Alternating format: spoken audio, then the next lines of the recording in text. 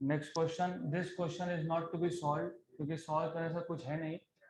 In an interference experiment the spacing between successive maxima or minima, you should know the spacing between successive maxima or minima मतलब fringe width.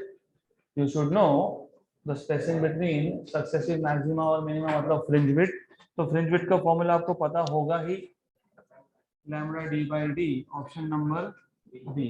तो solve करने से कुछ नहीं है यहाँ पे, सिर्फ इतना पता होना चाहिए spacing between successive maxima and minima या और minima is nothing but fringe width. अगला question, in Young's double slit, if Young's double slit experiment is performed in water, fringe width will decrease, fringe width will increase, fringe width will remain unchanged, there will be no change. मतलब C और D तो एक ही option है. There will be no change मतलब there will be no change in the fringe width.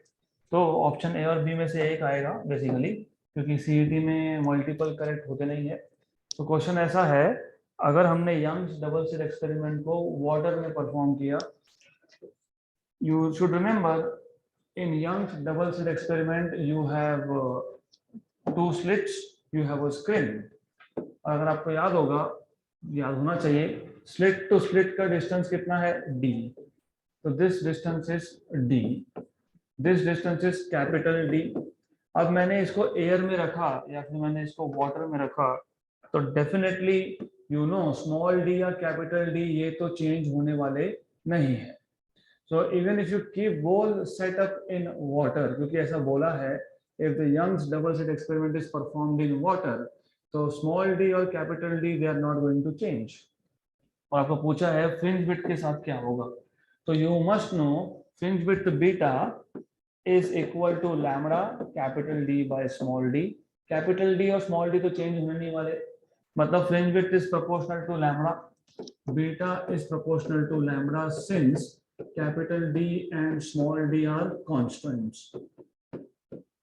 You must know something called as refractive index. अगर आपको याद होगा, refractive index of water is defined as speed of light in vacuum to that of speed of light in water. Refractive index is speed of light in vacuum upon speed of light in medium. But speed of light अगर आपको पता होगा n lambda. Speed v in general is n lambda. Speed of light is 3 × 10⁸, और speed in water is n into lambda. आपको और एक चीज पता होनी चाहिए, c तो कांस्टेंट ही है. आपको ये भी पता होना चाहिए, रे ऑप्टिक्स का बेसिक्स है, जब भी मीडियम चेंज हो तो फ्रीक्वेंसी चेंज नहीं होता है. What changes is wavelength. मतलब यहाँ पे c कांस्टेंट है और n भी कांस्टेंट है, मतलब refractive index is inversely proportional to wavelength. तो याद रखना, जब आप यंग्स एक्सपेरिमेंट को वाटर में इमर्स कर रहे हो, वाटर के अंदर डाल रहे हो, तो what is not changing is frequency. Light कभी भी मीडियम चेंज करता है, तो फ्रीक्वेंसी में कभी भी चेंज होता नहीं है, चेंज होता है उसके वेवलेंथ में, राइट. तो there is change in wavelength. Then equation number 1, beta is proportional to lambda. Equation number 2, lambda is proportional to 1 upon refractive index. So from equation number 1 and 2, what do you see? Beta is proportional to 1 upon refractive index, right? Air का refractive index कितना 1, water का कितना 1.33, 4/3. तो जब आपने Young's experiment को water के अंदर इमर्स कर दिया, वाटर के अंदर परफॉर्म किया, इसका मतलब रिफ्रैक्टिव इंडेक्स बढ़ गया. रिफ्रैक्टिव इंडेक्स बढ़ेगा तो फ्रिंज विड्थ क्या होगा, कम होगा. तो फ्रिंज विड्थ विल डिक्रीज. तो fringe width will decrease, option number A.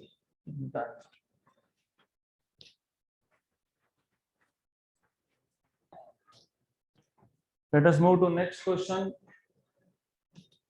In Young's experiment, when sodium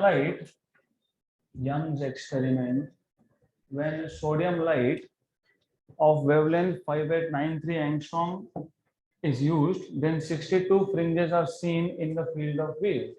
Field of wave का मतलब पहले समझ लो. नॉर्मली आप यंग्स एक्सपेरिमेंट में जो फ्रिंजेस बनते हैं, मतलब जो इंटरफेरेंस पैटर्न होता है, वो कहाँ देखते हो, वो स्क्रीन पे देखते हो. तो जितना स्क्रीन का साइज होगा उसको आप बोल सकते हो फील्ड ऑफ व्यू। और याद रखना जितना स्क्रीन का साइज है उतना ही रहने वाला है, it is not going to change. तो स्क्रीन का साइज विल रिमेन सेम। हमने अगर यंग्स एक्सपेरिमेंट परफॉर्म किया by using sodium light of wavelength 5893, तो कितने फ्रिंजेस दिखे? 62। तो you see 62 fringes. Instead, if violet light of wavelength 4358 angstrom is used, अगर येलो की जगह पे वॉयलेट लाइट यूज किया तो कितने फ्रिंजेस दिखेंगे? This is what they are asking you. तो पहले बेसिक आइडिया समझ लो। तो बेसिक आइडिया हियर इज, हमारे पास एक स्क्रीन है। स्क्रीन पे you see some fringes. Fringes मतलब ब्राइट डार्क बैंड आपको दिखते हैं। तो पहले हमने पहले कौन सा कलर यूज किया था? येलो। सोडियम लाइट मतलब येलो कलर। अगर नहीं भी पता होगा तो 5893 मतलब येलो। तो यू शुड नो हमने पहले यूज किया था सोडियम। तो you have such fringes. Total fringes कितने? 62। तो पैटर्न ऐसा दिखेगा। तो in total you will have 62 fringes. तो ये हमारे पास 62 है। n1 is equal to 62। n1 is 62 और आपको वेवलेंथ लैम्डा 1 दिया है 5893 एंगस्ट्रॉम। अब आपको बोला है कि अगर हमने वॉयलेट लाइट यूज किया, वॉयलेट लाइट यूज करने का मतलब उसका वेवलेंथ आपको दिया है 48 something 4358। What is the number of fringes? Same field of view में, मतलब सेम स्क्रीन पे कितने फ्रिंजेस दिखने वाले हैं? तो do you remember what is the formula of fringe width? Lambda capital D by small D. तो कैपिटल डी चेंज किया क्या? नहीं। स्मॉल डी चेंज किया? नहीं। तो fringe width is proportional to lambda. इसका मतलब वेवलेंथ चेंज हुआ तो फ्रिंज का विड्थ चेंज हुआ। इसका मतलब जब आपने वॉयलेट लाइट यूज किया था, तो when you use violet light you will see more fringes for sure। क्योंकि जब वॉयलेट लाइट यूज करोगे तो फ्रिंज का विड्थ कम होगा, स्क्रीन का साइज तो उतना ही है। Only thing that will change is the number of fringes, क्योंकि अब उतने ही एरिया में, उतने ही रीजन में आपको ज्यादा फ्रिंजेस दिखने वाले हैं। तो they are asking you what is the new number of fringes, what is n2। तो वेवलेंथ कम करना मतलब फ्रिंज विड्थ कम करना, फ्रिंज विड्थ कम करना मतलब उतने ही स्क्रीन के एरिया में, उतने ही फील्ड ऑफ व्यू में ज्यादा नंबर आएगा, मतलब 62 से ज्यादा आएगा। 54 तो हो नहीं सकता। तो option B, C and D में से एक आएगा। अब इसको सॉल्व कैसे करते हो? सबसे पहले you will have to make a formula. Imagine मेरे पास अगर ये फ्रिंजेस है, हर एक फ्रिंज का विड्थ अगर बीटा है, if I have fringe width as beta, right, और कितने नंबर ऑफ फ्रिंजेस है? n। तो n beta is always constant. तो number of fringes multiplied by fringe width is always constant, क्योंकि स्क्रीन का एरिया सेम था। तो जितने येलो कलर के फ्रिंजेस आएंगे मल्टीप्लाइड नंबर इनटू विड्थ, तो number of fringes into initial fringe width is equal to final number into final fringe width. तो ये हमेशा याद रखना पड़ेगा आपको। एक कलर के जो भी फ्रिंजेस बन रहे हैं उसका फ्रिंज विड्थ है beta 1 multiplied by n1 is number. Screen का साइज उतना ही था, स्क्रीन का एरिया चेंज नहीं किया आपने, that is by n1 beta 1 equal to n2 beta 2। तो ऐसे क्वेश्चन में कॉन्सेप्ट क्या अप्लाई होता है? n into beta, number into fringe width is constant. तो in such question you have to apply this n beta equal to constant, right. Then आपको already पता है व्हाट इज फ्रिंज विड्थ, अभी अभी आपने बताया lambda capital D by small D. सिर्फ lambda 1 लिखूंगा क्योंकि लैम्डा 1 मतलब वेवलेंथ 5893। यहाँ पे लिखूंगा lambda 2 capital D by small D, capital D small D cancel. तो n1 lambda 1 equal to n2 lambda 2। तो what is n2? n2 is n1 upon n1 into lambda 1 by lambda 2। What is n1? 62। What is lambda 1? 5893 upon 4358. तो 4358 और 5893 5900 upon roughly 4350 roughly 1 and 1.3 something आएगा, क्योंकि 1.525 करूंगा तो 57 आता है, तो ये आता है 1.35 के आसपास। तो ज्यादा स्ट्रेस लेना नहीं। 62 into 1 is 62, 62 into 0.3 19 कैसे, what is 62 into 3 186, तो 62 into 0.3 is 18.6, मतलब roughly 19। 62 plus 19 कितना, 81। हमने अंडर एस्टिमेट किया क्योंकि 1.35 था, हमने 1.3 तक ही लिया, तो 81 के ऊपर जाएगा, 81 के ऊपर जाएगा, 81 के ऊपर एक ही आंसर है 84, तो यह आ जाएगा 84। तो 84 fringes will be seen in the same field of view।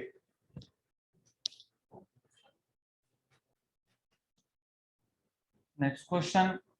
So before you start solving next question, you should know n beta equal to constant, number of fringes into fringe width equal to constant, और अगर आपने capital D और small D को change नहीं किया तो इसी का मतलब होता है n lambda equal to constant.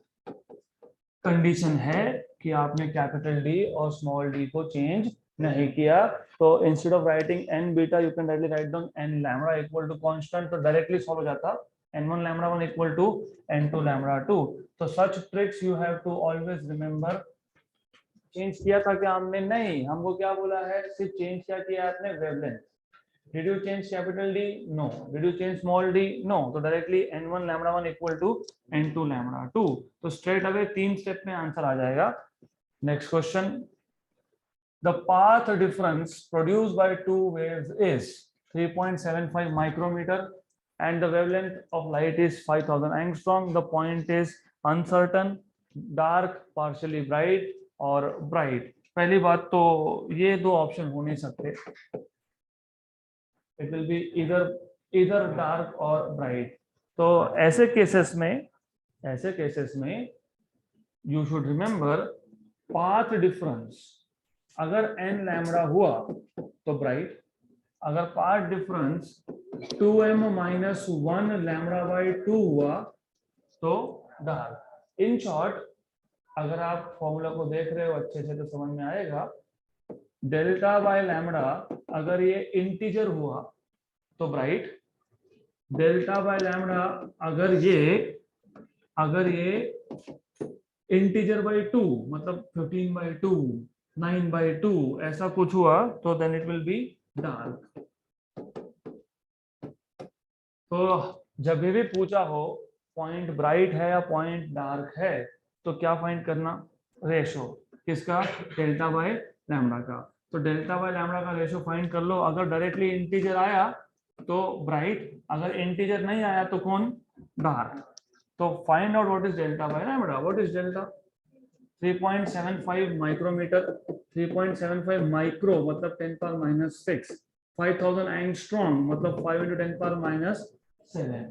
Correct. अब एक काम करो, इसको भी 10⁻⁷ कर लो या नीचे को 10⁻�6 कर लो, one of the two things you can do. ऐसा करते हैं, इसको लिखते हैं 37.5 × 10⁻⁷, 5 × 10⁻⁷, कैंसल एंड कैंसल, 5 1 जा 7.5 जा 7.5 मतलब ये इंटीजर है क्या, नहीं, तो ये क्या है 15/2 मतलब कौन, डार्क।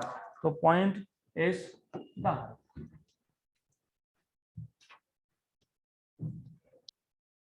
नेक्स्ट क्वेश्चन, तो सीईटी लेवल के क्वेश्चन सिंपल है and you can see next question is also simple. Next question is also simple. अगला क्वेश्चन कौन सा question, question number 27। In Young's double slit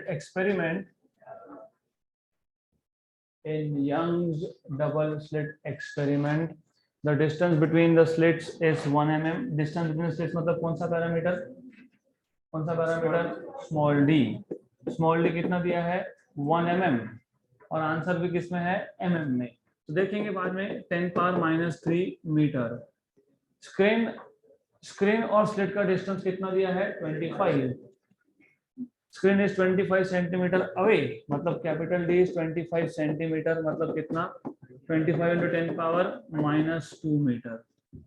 If the wavelength of light is 6000 angstrom, मतलब lambda equal to 6000 angstrom, 6000 मतलब 6 × 10⁻⁷ metre, 6 × 10⁻⁷ metre, 6000 angstrom.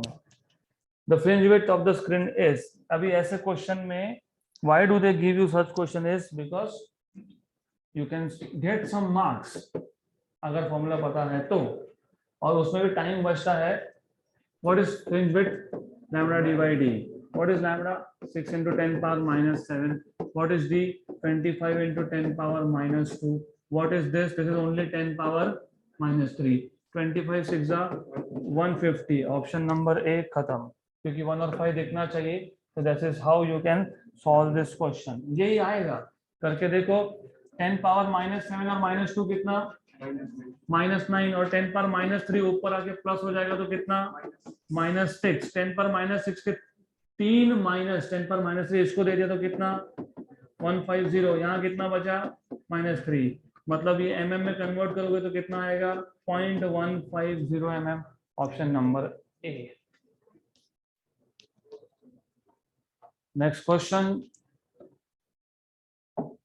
So such questions are just to see if you remember formulas. अगला question is also just to see if you remember formulas. Young's double slit experiment. In Young's double slit experiment, minimum मतलब destructive interference is obtained when phase difference of superimposing waves is क्या था 0 constructive होता है, right. Then n pi मतलब 0 pi 2 pi 3 pi 4 pi 5 pi 6 pi, लेकिन 0 पे constructive, pi पे destructive, 2 pi पे कंस्ट्रक्टिव, 3 pi पे डिस्ट्रक्टिव, 4 pi पे कंस्ट्रक्टिव, ये और ये तो नहीं है। n + 1 pi, n की वैल्यू 0 तो pi, n की वैल्यू 1 तो 2 pi, 2 तो 3 pi, तो pi 2 pi 3 pi 4 pi पे होता है क्या? नहीं। तो कब होता है? हमने m यूज किया था, इन्होंने n यूज किया है, लिखने की कोई जरूरत नहीं है। Next question.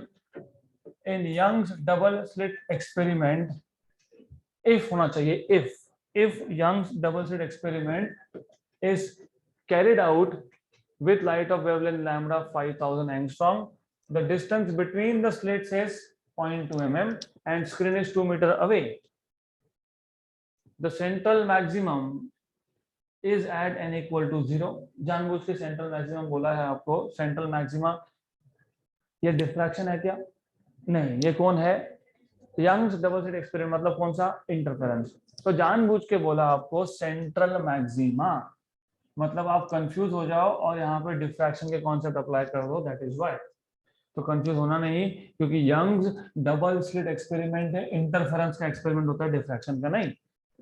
तो थर्ड मैक्सिमम मतलब third bright band will be at a distance x which is equal to, तो आपको सिंपल लैंग्वेज में पूछा है, सिंपल क्वेश्चन को कॉम्प्लिकेट करके पूछा है, ये बताओ कि थर्ड ब्राइट बैंड कहाँ बना। थोड़े से formula for distance of n lambda d by d, मतलब 3 lambda d by d. Do you know what is lambda? 5 × 10⁻⁷. You know what is d? 2 meter. What is small d? 0.2 mm. 0.2 mm मतलब 2 × 10⁻⁴. 0.2 mm मतलब 0.2 × 10⁻³ मतलब 2 × 10⁻⁴. तो ये और ये तो गया। ये कितना है 15, ये ऊपर जाके कितना होगा +4 मतलब 10⁻⁻³ मतलब 15 mm। 15 mm है ना आंसर में। 1.5 centimetre, this is 1.5 centimetre.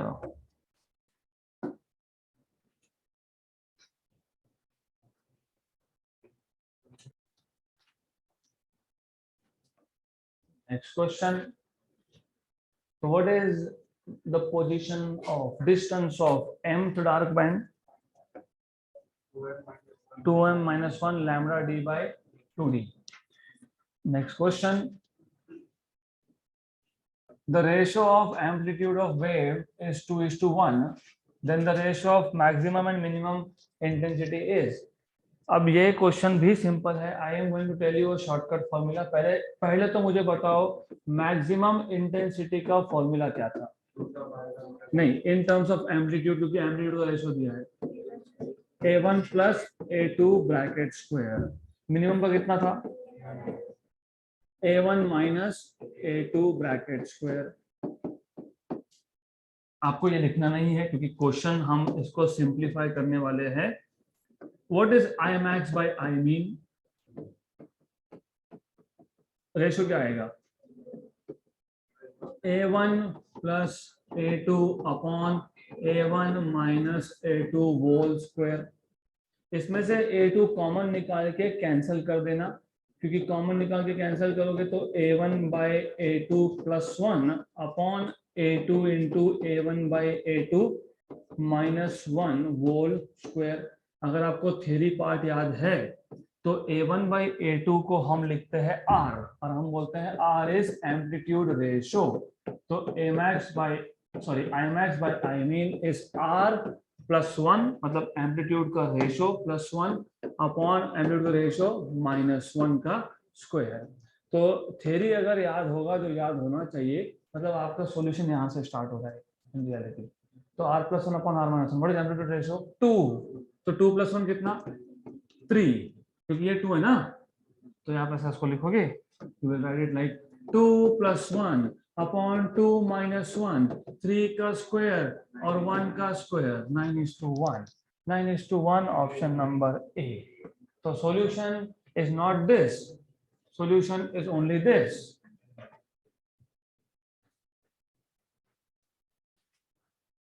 So next question we are not going to solve. You are going to tell me what is the answer.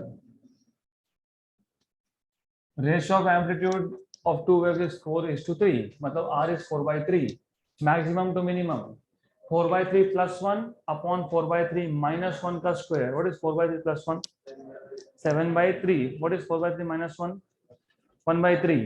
What is 7/3 upon 1/3? 7/1. What is 7/1 का square? 49:1. Done. Okay. So R plus 1. What is R? This is R. R plus 1 मतलब 4/3 plus 1 is 7/3 upon R minus 1 मतलब 4/3 minus 1 which is 1/3. 7/3 upon 1/3. 7/1 का square, that is 49:1. अगला question. This is, we will be solving this. In a double slit experiment, the distance between slits is increased 10 times. तो जब ऐसा बोला हो कि distance between slits is increased 10 times, मतलब new distance is 10 times of initial distance. Whereas the distance from screen is half, मतलब new distance between slit and screen is half of original. Then what is the fringe width? अभी fringe width same रहेगा, 1/10 होगा, 120 होगा, 190 होगा. What is fringe width का formula? Lambda d by d, right? But remember lambda तो change किया नहीं, तो change क्या किया? d by d. तो beta 2 by beta 1 is d2 by d1, small d1 upon small d2, correct? So what is d2 by d1? Half. What is d1 by d2? 1/10. तो कितना हो गया? 1/20th. तो beta 2 is 1/20th of beta 1, मतलब it becomes 1/20 times. So 1/20 times, option number C.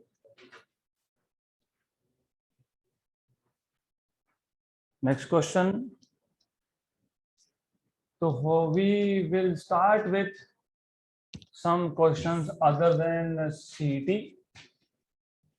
In a double slit experiment using light of wavelength 600 nanometer, 600 nanometer मतलब 6000 angstrom, मतलब कौन सा कलर? Yellow colour. और आपको पता है R star, nearest star, which is nearest star to us? Sun. Us मतलब Earth. It looks yellow. इसका मतलब peak color, peak wavelength is in yellow. और आपको पता है even by looking at colors you can tell what is temperature. तो अगर yellow colour का कुछ स्टार दिखता होगा तो उसका सरफेस टेम्परेचर होता है अराउंड 6000 केल्विन। तो हमारा जो नियरेस्ट स्टार है सन, उसका टेम्परेचर कितना, 6000 रफली। तो एनीवेज 600 नैनोमीटर मतलब 6000 एंगस्ट्रॉम मतलब yellow colour. The angular width of fringe on a distant screen is 0.1 degree. The spacing between the two slits is, spacing between the two slits मतलब small d पूछा है ना। क्या क्या दिया है आपको, बोला है वेवलेंथ, आपको बोला है एंगुलर विड्थ ऑफ फ्रिंज। पहले तो बताओ फ्रिंज विड्थ याद है क्या, फिर आपको ये याद है क्या कि एंगुलर विड्थ के लिए मैंने आपको बताया था एंगुलर विड्थ बाय डेफिनेशन ये होता है fringe width upon distance between slit and screen. तो ये कितना आ गया, ये लैम्बडा बाय स्मॉल डी आ गया। और ये कितना दिया है, 0.1 डिग्री दिया है। लेकिन 0.1 डिग्री इज नॉट ऐसा unit of angular measurement, it is radian. तो डिग्री से रेडियन में जाना हो तो क्या करोगे, पाई बाय 180 करोगे। तो सबसे पहले ये पता होना चाहिए। आपको क्या पूछा है, आपको पूछा है स्मॉल डी, तो ये फॉर्मूला ही बन गया यहाँ पे। तो you have lambda by D equal to 0.1 pi upon 180। तो स्मॉल डी कितना, small D is 180 lambda upon 0.1 pi, correct. 180 into wavelength. What is wavelength used? 6 into 10 power minus 7, 600 nanometre है अपॉन 0.1 पाई। अब कैलकुलेशंस सिंप्लीफाई कैसे करते हो, calculations करने के लिए first of all look at the numbers. You know ये 180 और 10 पावर माइनस 7 मतलब 18 इंटू 10 पावर माइनस 6, लेकिन ये भी तो ऊपर आके प्लस होगा तो -5, तो 10 पावर -5। ये 6 एज इट इज है। और मैंने आपको बताया था कि पाई की वैल्यू होती है 3.14, 1 अपॉन पाई की वैल्यू होती है 0.314, एक्चुअली 318। लेकिन याद रखने के लिए सिर्फ 1 अपॉन पाई लिखना है तो डेसिमल को 1 से शिफ्ट कर लो, it is just to remember. नहीं याद होता है तो फिर ट्रिक यूज करना पड़ता है, तो 0.318 या 4 चलेगा, या सिर्फ 0.31 भी चलेगा, doesn't matter. Then what is 6 3 जा, एक काम करना, क्योंकि 18 का स्क्वायर याद होगा इसके लिए मैं पूछ रहा हूं। इसको पॉइंट सरका दिया तो यहाँ पे क्या लिखोगे, अरे दिस इज 10 पावर -6, 6 3 जा 18 into 18 324 roughly approximately 324 into 10 power -6। क्या पूछा था आपको, स्मॉल डी। लुक आ गया 3.44 into 10 power -4, तो 3.24 into 10 power -4 हम अप्रोक्सीमेटली ही बहुत क्लोज आ गए। तो you need to know how to do calculations. तो बहुत सिंपल था, एंगुलर विड्थ मतलब beta by D, beta by D is lambda by small D which is 0.1 degree, degree से रेडियन में कन्वर्ट करना पड़ेगा, नहीं करोगे तो आंसर नहीं आएगा because answer is in metre which is ऐसा unit. Then just lambda by D is 0.1 pi upon 180, तो डी का फॉर्मूला मिल गया, put value of lambda and solve. Question number 7, option number A.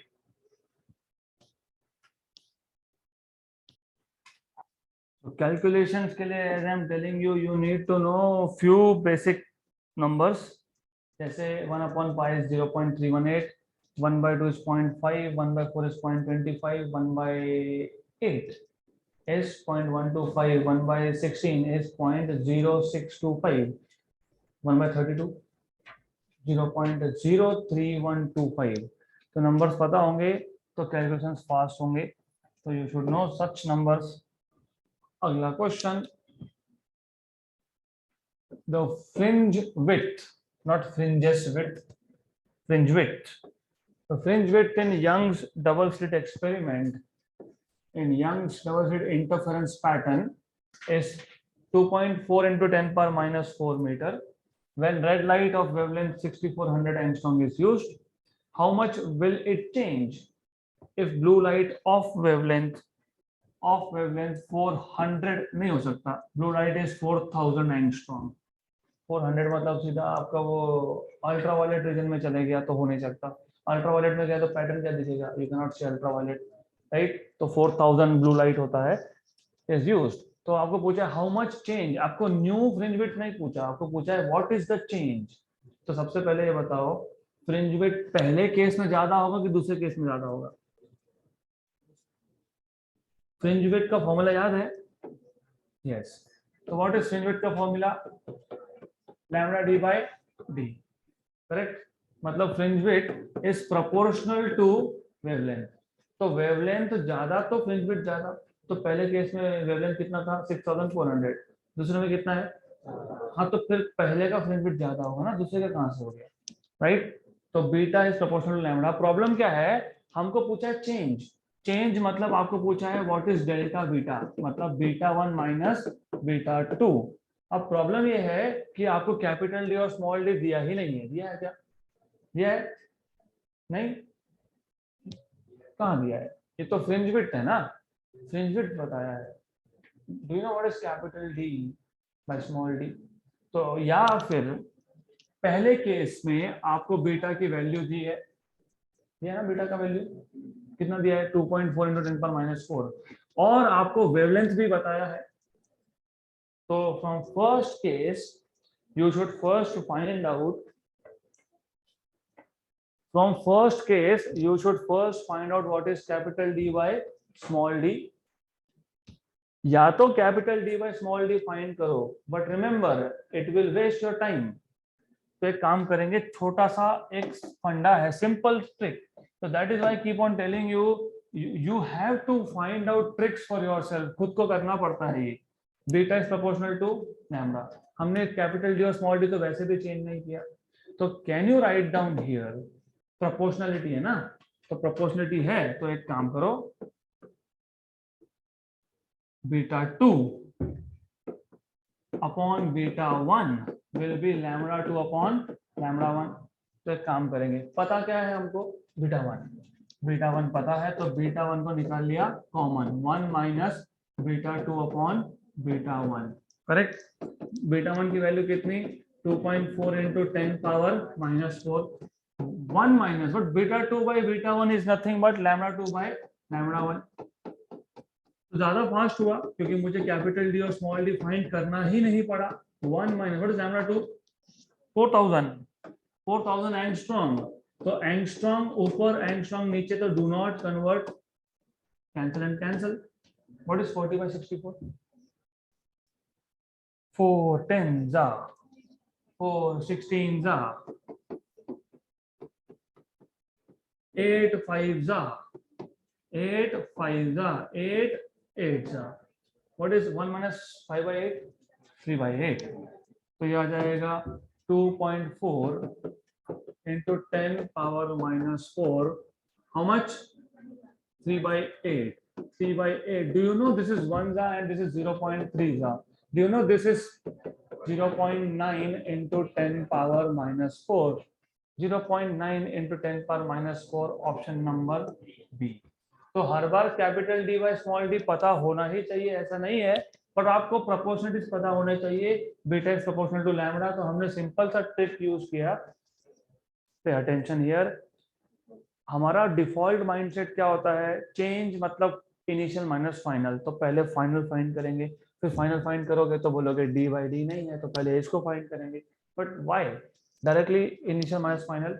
Initial को निकाल लिया तो 1 माइनस फाइनल बाय इनिशियल, मतलब beta 2 by beta 1। लेकिन बीटा 2 बाय बीटा 1 तो लैम्डा 2 बाय लैम्डा 1 है। तो do this, you will save some steps. So this is how you are supposed to solve this question.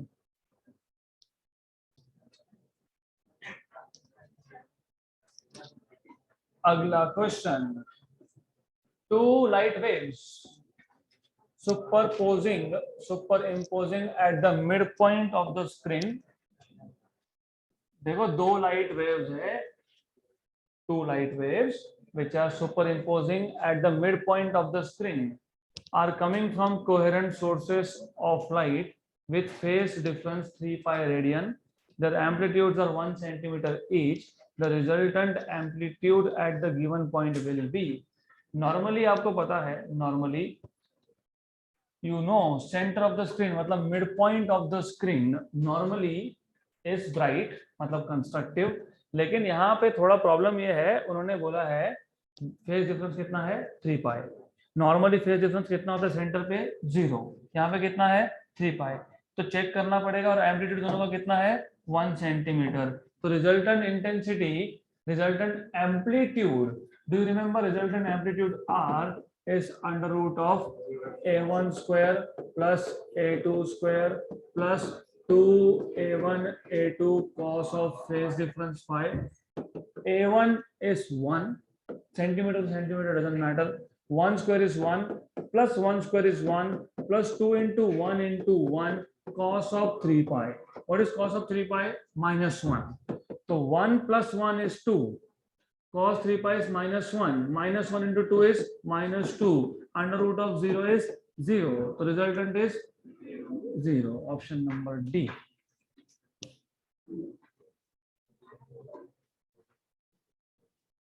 Next question.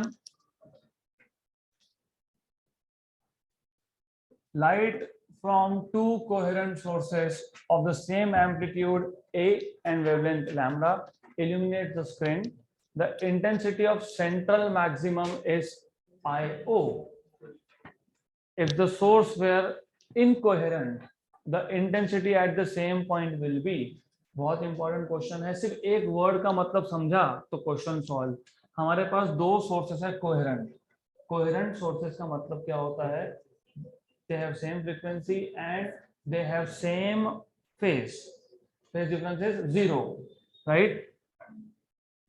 They illuminate the screen. Intensity of the central maximum. जब दो coherent sources हो तो intensity is maximum.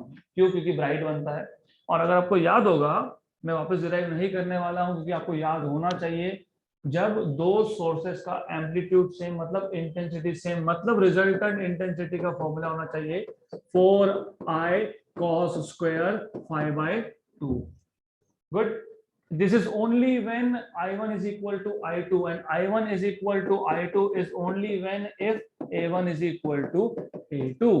If A1 is equal to A2, then I1 is equal to I2. ये पता होना चाहिए। और इस केस में होता है IR equal to 4i cos square pi by 2.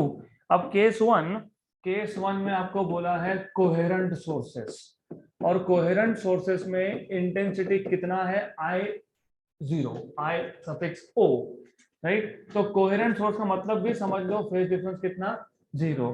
तो पहले केस में रिजल्टेंट इंटेंसिटी को क्या बोला है? क्या बोला है? IO या I0 जो भी बोलो, IO। तो पहले केस में रिजल्टेंट इंटेंसिटी कितना? IO 4i cos square 0 by 2. What is cos square 0? 0 नहीं होता है, वो 1 होता है। तो कितना आ गया 4i। तो ये इक्वेशन नंबर 1। अब इनकोहेरेंट सोर्सेस का मतलब क्या? केस 2 मतलब incoherent sources. Case 2 means incoherent, और इनकोहेरेंट का मतलब होता है फेज डिफरेंस पाई बाय 2। ये आपको अच्छे से पता होना चाहिए। फेज डिफरेंस ऑफ 90 डिग्री मतलब the sources are said to be incoherent, मतलब यू शुड नो। एक साइन वेव है तो दूसरा कोसाइन वेव है, राइट? तो इस केस में रिजल्टेंट इंटेंसिटी मैं बोलता हूँ I2। ये कितना आएगा 4i cos square phi। phi कितना है pi by 2 by 2, क्योंकि ये cos square phi by 2 था, तो cos square pi by 2 by 2 मतलब pi by 4। तो कितना आ गया cos square pi by 4। What is cos square pi by 1 by root 2। 1 by root 2 का स्क्वायर कितना 1 by 2। तो ये कितना 2i मतलब 4i। 4i कितना है? 4i कितना है IO, तो IO by 2। तो IO by 2 वो थोड़ा सा प्रिंटिंग का मिस्टेक है, तो it is IO by 2। Option number D. तो what do you mean by incoherent sources? Phase difference pi by 2। What do you mean by coherent sources? If amplitudes are same, then intensities are same, then resultant intensity का formula क्या? 4i cos square pi by 2।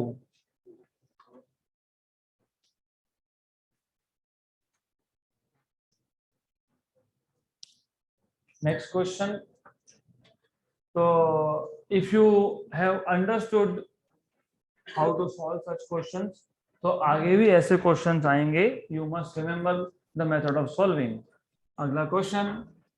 In Young's double slit experiment, two disturbances मतलब waves. You know why wave is called as disturbance? क्योंकि for example अगर हमारे पास एक water का surface है which is calm, if I drop two stones, तो वहां पे जो रिपल्स बनते हैं, those ripples are disturbances in a medium and they look like wave, hence waves are also called as disturbances. So two disturbances मतलब two waves arriving at a point having phase difference of pi by 3. The intensity of this point expressed as a fraction of maximum intensity. Maximum intensity के लिए sources होने चाहिए coherent, मतलब phase difference होना चाहिए 0. तो indirectly बता दिया, हमारे पास दो सोर्सेस थे, दो डिस्टरबेंसेस थे, वहां से जो लाइट आ रहा है वो पी पॉइंट पे पहुंच रहा है, फेज डिफरेंस कितना है पाई बाय 3. इसको एक्सप्रेस करना है in terms of maximum intensity का फ्रैक्शन. तो fraction of maximum intensity I0. तो अभी अभी मैंने बताया कि रिजल्टेंट इंटेंसिटी होता है 4I cos square 5/2 और मैक्सिमम इंटेंसिटी तब होता है जब फेज डिफरेंस हो 0, मतलब ये होता है 4I, क्योंकि फेज डिफरेंस phi is 0. तो since phi is 0, cos square 0 is 1, equation number 1.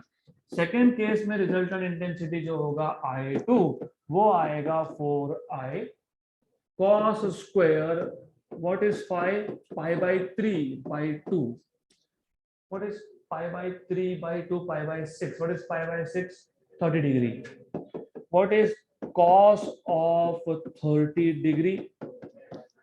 Root 3/2 का स्क्वायर कितना कितना? हाँ, तो 4I 3/4. लेकिन 4I कितना था? I0 था, तो 3I0/4. So you should get 3I0/4.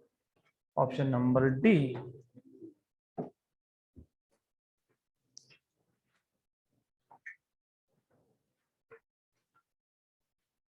तो जहां पे भी मैक्सिमम इंटेंसिटी ये वर्ड आए, मतलब फेज डिफरेंस इज 0, मतलब coherent sources.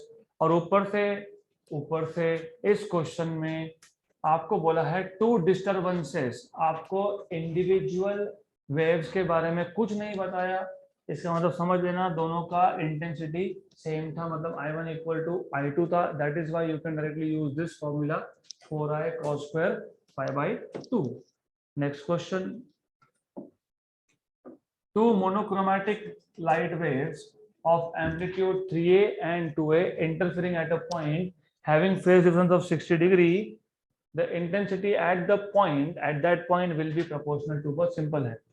Do you remember resultant intensity का formula in terms of amplitude?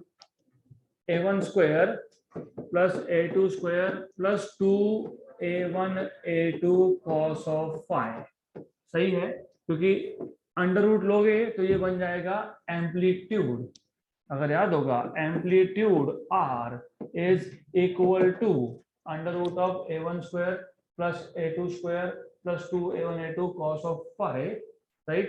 अगर आपको इंटेंसिटी चाहिए तो इंटेंसिटी एम्पलीट्यूड का स्क्वायर, इसका मतलब यहाँ पे सिर्फ आप करोगे स्क्वायर, मतलब रूट हट जाएगा. तो व्हाट इज A1? 3A का स्क्वायर कितना? 9A square. What is A2? 2A, उसका स्क्वायर कितना? 4A square. A1 is 3A, A2 is 2A. Cos of phi, what is phi? 60 degree. What is cos 60? Cos 60 is half. Half, ये और ये हो गया cancel. तो ये आपको मिल गया 9 + 4 13A स्क्वायर. ये आपको मिल गया 3 × 2 6A स्क्वायर, मतलब कितना? 19A square. Option number D.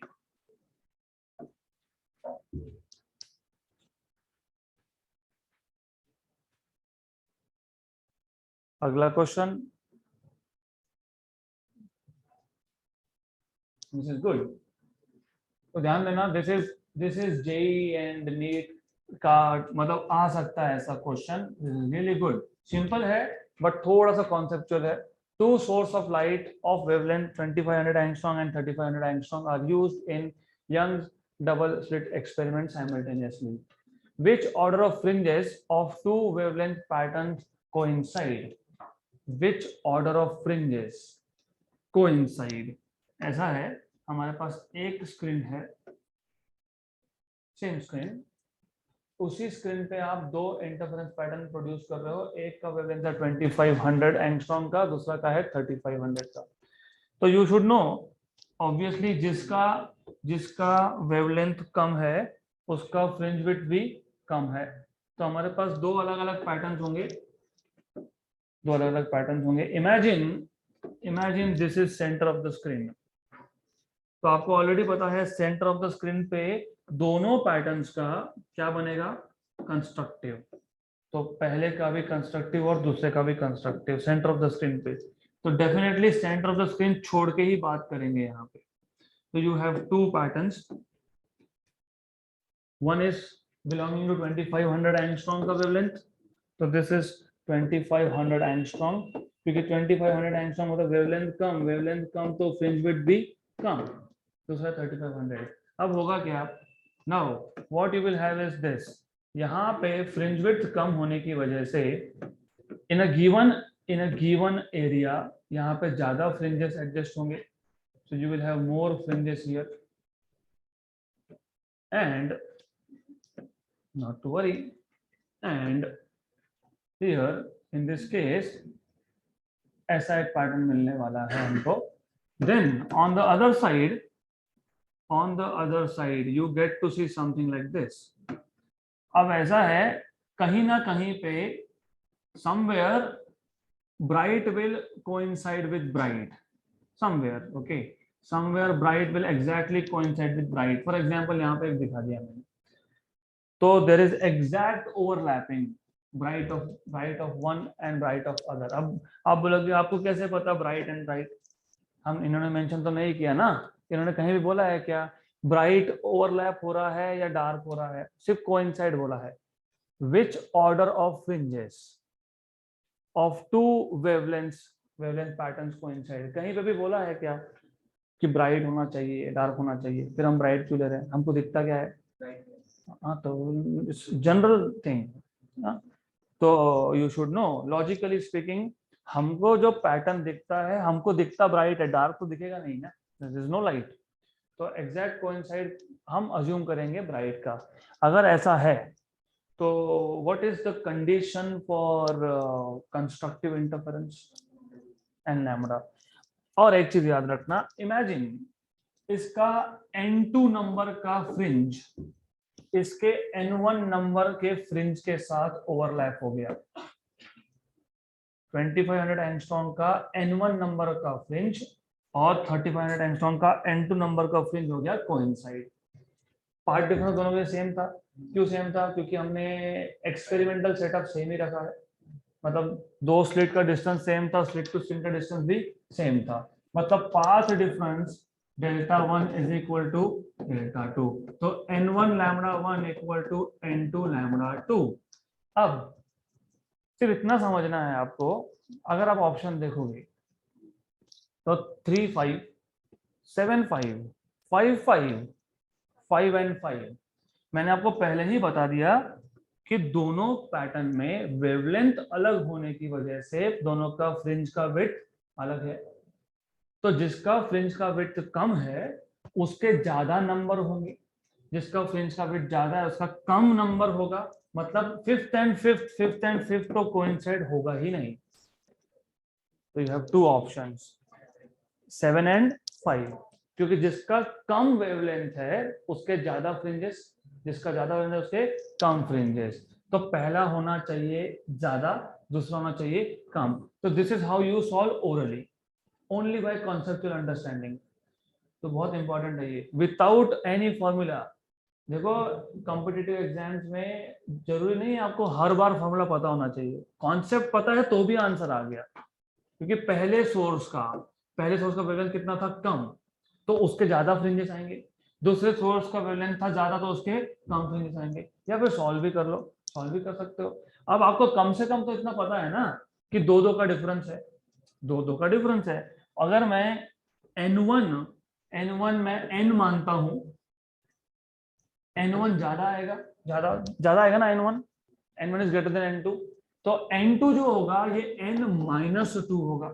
कैसे पता लगा? Look at the option, difference कितना है, दो दो का, 3 5 7 5, λ1 and λ2। What is λ1?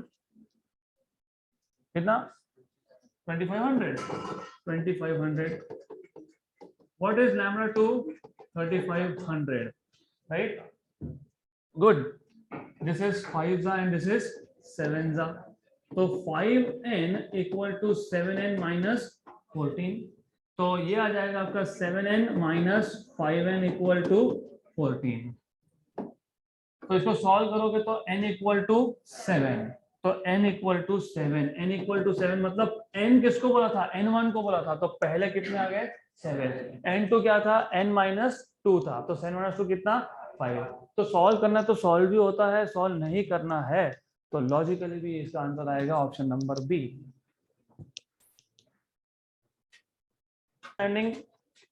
Two methods.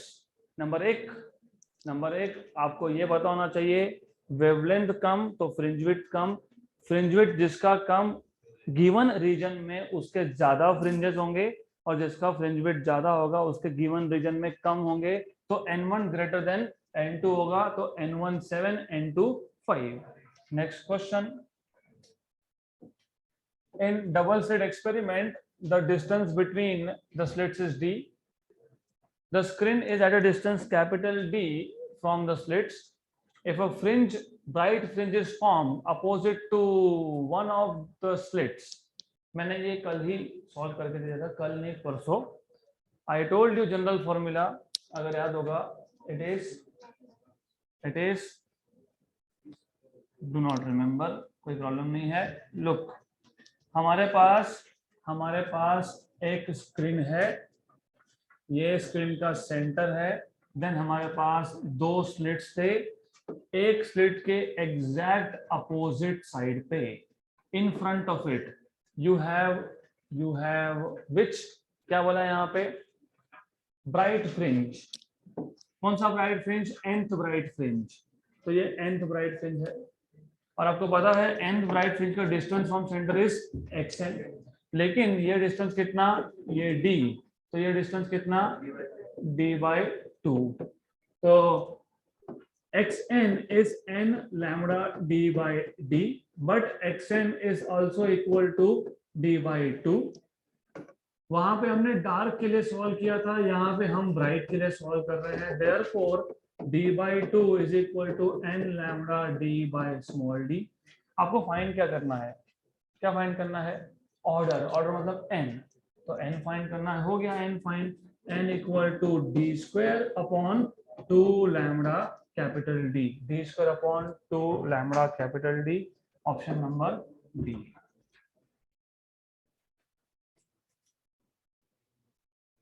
Next question. In Young's double slit experiment, the 10th maximum मतलब कौन? Maximum मतलब कौन? Bright band. The 10th bright band of wavelength λ1 is at a distance y1 from its center maximum, मतलब center of the screen, and 5th maximum of wavelength λ2 is at a distance of y2 from its central maximum. The ratio y1 by y2 is। तो ये question solve करने से पहले एक shortcut formula हम बना लेंगे। Do you remember what is the distance of nth bright banned from centre? n lambda d/d, correct. अब पहले केस में कौन सा मैक्सिमम है? 10th, मतलब n की वैल्यू कितनी है? 10, और वेवलेंथ कितना है λ1। इस डिस्टेंस को कितना बोला है? y1, तो y1 इज 10 λ1 d/d, क्योंकि सेटअप सेम था। y2 सेकेंड केस में कौन सा ब्राइट है?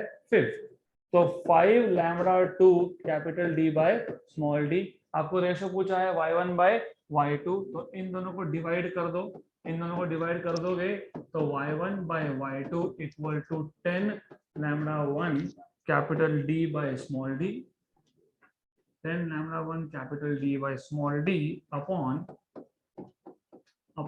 5 lambda 2 capital D by small d, cancel 1 and 2 are, so 2 lambda 1 upon lambda 2, so this is what you will get.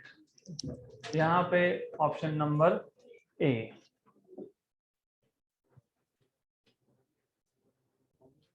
Next question, next question,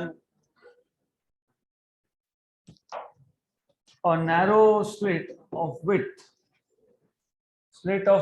2 nanometer, तो आपके पास slit width दिया है 2 nanometre, is illuminated by monochromatic light of wavelength 500 nanometer. The distance between the first minima, the distance between the first minima, the distance between the first minima on either side on a screen at a distance of 1 meter is. अगर आपको diffraction pattern याद होगा तो diffraction pattern में if you remember centre पे बनता है सबसे ज्यादा ब्राइट, उसको बोलते हो सेंट्रल मैक्सिमा या फिर principal maxima. And if you remember इस प्रिंसिपल मैक्सिमा के दोनों साइड पे कौन होता है? First minima. तो ये फर्स्ट मिनिमा अबव और ये नीचे आ गया बिलो। आपको याद होगा, आपको पूछा क्या है? Distance between first minima on either side, लेकिन इस डिस्टेंस को क्या बोला था हमने? Fringe width. इस केस में फ्रिंज विड्थ को क्या बोलते हैं? Width of central maxima. Do you remember it was 2 lambda D by A, where A is slit width. तो distance between two first minimum मतलब विड्थ ऑफ सेंट्रल मैक्सिमम, क्योंकि central maximum दो first minimum के बीच में बनता है। तो दो मिनिमा का डिस्टेंस फाइंड करना, फर्स्ट मिनिमा का डिस्टेंस फाइंड करना ऑन ईदर साइड, मतलब सेंट्रल मैक्सिमम का width. What is wavelength used? 500 nanometre. 500 nanometre मतलब 5 × 10⁻⁻⁷। कैपिटल डी कितना दिया है? 1 मीटर। और slit width is 2 nanometre. 2 × 10⁻⁹। Cancel and cancel, ये ऊपर जाएगा, कितना आएगा? +2 मतलब कितना? 500, राइट। ऐसा आंसर नहीं हो सकता। क्यों नहीं हो सकता? लॉजिकली सोचो, 500 मीटर मतलब आधा किलोमीटर, हाफ किलोमीटर का central maximum, half kilometre, right. तो कुछ गड़बड़ है यहाँ पे। तो गड़बड़ क्या हो सकती है? You can have something wrong only here, क्योंकि 500 नैनोमीटर इज फाइन। 500 नैनोमीटर मतलब रफली ग्रीन कलर के आसपास, तो वेवलेंथ में कोई प्रॉब्लम नहीं है। Screen to slit distance is also fine. Maybe here it is micrometre और mm। एक करके चेक कर लेते हैं, पहले इसको mm ले लेते हैं। अगर इसको mm लोगे तो ये आ जाएगा 10⁻⁻3। 10⁻⁻3 ये ऊपर जाएगा 10⁻⁻7 + 3 मतलब 10⁻⁻4। 10⁻⁻4 दिस इज क्वाइट एक्सेप्टेबल। देखते हैं, है यहाँ पे भी प्रिंटिंग मिस्टेक है, बिकॉज दिस इज 0.5 × 10⁻⁻3 मतलब 0.5 mm। तो आंसर में भी आएगा mm। तो यहाँ पे भी प्रिंटिंग मिस्टेक है, 0.5 mm, option number B. Done.